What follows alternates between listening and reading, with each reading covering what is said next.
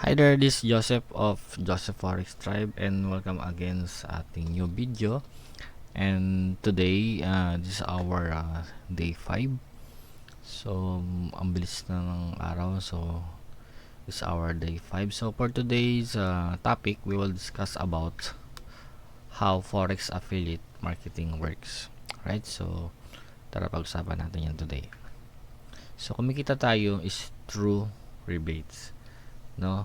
So, diyan lang naman tayo mostly kikita. So, paano ba yan kinocompute? So, basically, actually, hindi pa tayo nag-start na mag-create ng mga accounts. Again, this week is only for our foundation. So, just para lang may information tayo. So, para alam natin in case our clients also asking this one. So, alam natin na kapag ginawa nyo yung affiliate, we are earning through rebates. So, paano ba yan? So, sa Forex, merong 3 parts. So, merong Forex, merong commodities, and merong mga indices. So, categorize siya sa ganyan. So, for example, sa Forex, ang rebates natin doon is $6 per lot. Sa commodities, $10 per lot. And sa indices, is $10 per lot. So para mas clear, let me give you an example for this one. For example, sa Forex, ang pair na tinitrade na ng client or pinapaka-copy trade mo is Euro USD. So kapag naka 1 lot siya, ang rebate na ibibigay sa atin is $6. Alright? So for example, sa indices naman, ang pair is Big 75. So ang lot na na-trade niya is 1. So ang rebate nun is $6 din. So this is only for demo purposes. So pwede kasing mas mataas yan or pwede mas mababa.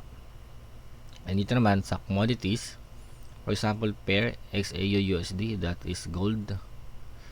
Then ang lot niya is 1 lot.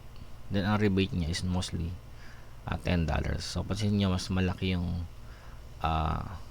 rebate sa gold, no, sa commodities. Normally gold mostly tayo ang pinapa-trade natin or pinapa-copy trade natin or i-install or signals. So focus tayo dun mostly sa gold kasi same din naman yung effort but yung result is different. So basically, again, the steps niyan, we sign up with a broker, we get verified, we get our affiliate links, we pass it to our prospect clients.